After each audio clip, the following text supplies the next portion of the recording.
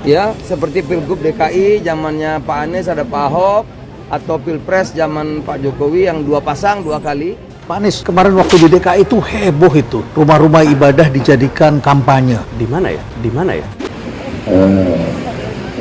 Dan yang buruk udah lewat. Ya, yang paling buruk pemilu itu waktu Pilgub DKI. Oh, itu Masya Allah, astagfirullah, itu luar biasa. Ya, kita terbelah waktu itu. Jadi udah lewat, sehingga kita sudah mengerti, sudah paham. Ya.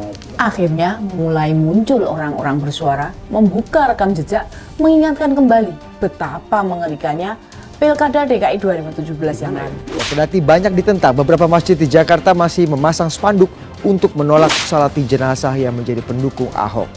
Ya, kita mengalami pemilu paling keras itu udah lewat. Yang juga harus diwaspadai, Pak Anies sekarang ini kan jadi calon presiden, bakal turun di kontestasi Pilpres tahun depan. Pendukung Ahok. Seorang warga Karet Setiabudi, Jakarta Selatan tidak disolatkan di musola dekat tempat tinggalnya dengan alasan almarhumah mencoblos pasangan Basuki Cahayapurnama dan Jarod Saiful Hidayat. Apakah ada bukti bahwa yang ditudingkan menemukan pembuktiannya? Anak-anak kecil juga diprovokasi dengan nada kebencian untuk memusuhi lawan. Lihat aja.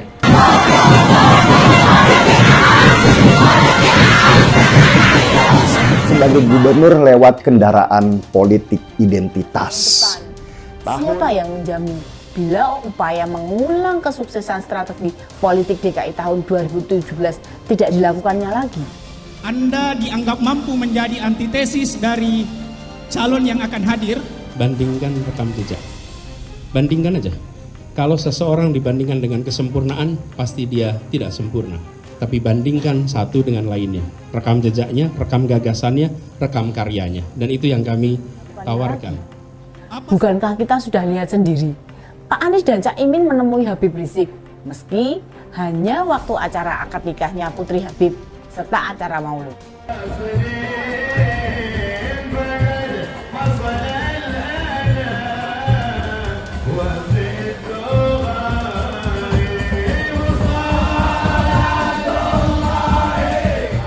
Nah, ini kan parah Caimin, gabung sama Anies, loncat sana loncat sini, ngomongnya gelepotan, terus kemarin cium tangan sama Rizik. Jadi mohon doanya dan dukungannya, mudah-mudahan nanti pemilu kita yang akan datang 2024 14 Februari, insya Allah ibu-ibu nggak usah khawatir. Ini pemilu kali ini aman, lancar, insya Allah. Ya. Karena apa? Karena kita udah pinter. Nah, udah pinter semua, sudah 24 tahun kita begini kan. Udah pinter, udah mengerti, udah paham. Dan yang buruk udah lewat.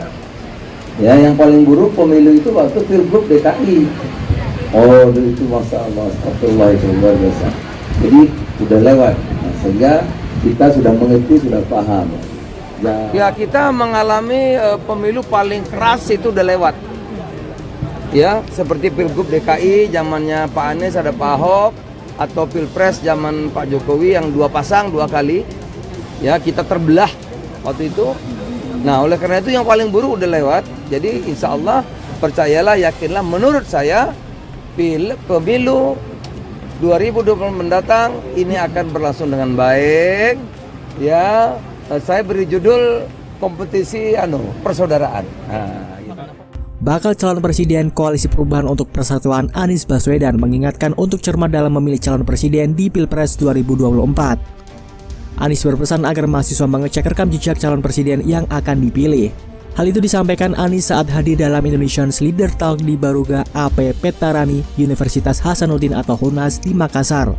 Anies awalnya menyinggung penyetaraan ekonomi serta paradigma terkait kesehatan dan pendidikan yang harus diubah. Kalau untuk teman-teman mahasiswa, saya berpesan ikut proses ini.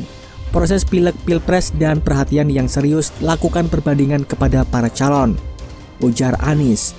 Anies mengatakan para mahasiswa harus jeli dalam menilai setiap capres-cawapres pada kontestasi pilpres mendatang. Menurutnya, rekam jejak calon pemimpin harus dilihat dari sudut pandang yang menyeluruh. bandingkan rekam karyanya, bandingkan rekam gagasannya, bandingkan rekam prestasinya. Dari itu kita lihat dan tentukan pilihan yang Anda berikan, BBR-nya. Menurutnya, hasil komparasi yang dilakukan dapat mengatakan pada pemilihan yang tepat tentang sosok ideal yang akan memimpin bangsa Indonesia di masa mendatang. Bagi Anies, prestasi dari masing-masing capres-cawapres sangat menentukan bagi arah dan perkembangan Indonesia di kemudian hari. Analisa atas perekam-perekam itu semua.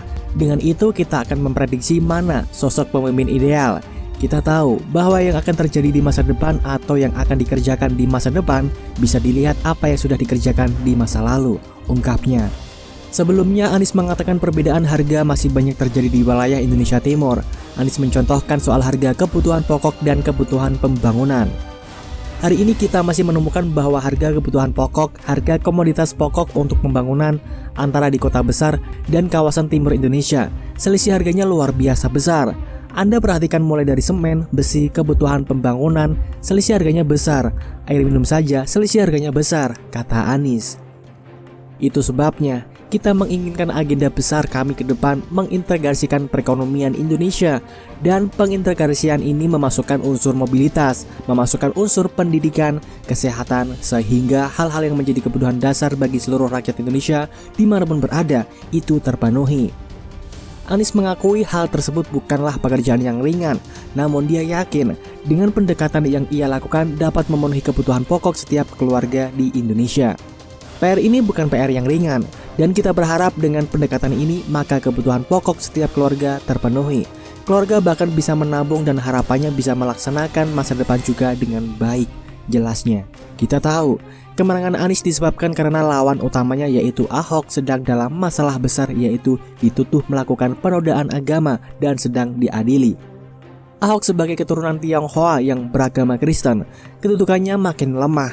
Dengan demikian kemenangan Anies bukan karena kekuatan dirinya, namun karena kelemahan lawan. Para pendukung Anies, pelaku pemenangan Anies pada saat itu adalah terutama karena dukungan dari kalangan Islam kota, termasuk kalangan radikal, baik dari HTI maupun FPI. Peran pimpinan FPI Habib Rizik Syihab sangat besar dalam memenangkan Anies.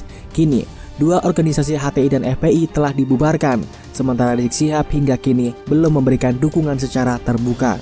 HTI kita kenal sebagai kelompok yang ingin mendirikan khilafah Islamiyah di Indonesia, dan FPI ingin mendirikan negara syariah Islam Indonesia. Dua kelompok ini jelas anti Pancasila. Pencalonan Anies sebagai Gubernur DKI Jakarta terjadi setelah ia diberhentikan oleh Presiden Jokowi sebagai Menteri Pendidikan dan Kebudayaan. Anies yang semula adalah pendukung Jokowi kemudian menyeberang ke lawan politik Jokowi yaitu Prabowo Subianto. Bersama Prabowo, Anies kemudian juga bergabung dengan pimpinan FPI Habib Rizik. Hubungan mesra Anies dan Prabowo ternyata tidak lama. Keduanya mulai renggang setelah Prabowo bergabung Presiden Jokowi 2019. Sementara hubungan Anies dan Habib Rizik juga renggang setelah Rizik masuk penjara pada masa pandemi. Dari sekutu Prabowo Subianto dan Habib Rizik, Anies kemudian berpaling dan jatuh dalam pelukan Ketua Umum Partai Nasional Demokrat atau Nasdem, Surya Paloh. Nama terakhir inilah yang mencalonkan Anies sebagai presiden dan bahkan mencarikan jodoh calon wakil presiden, Caimin.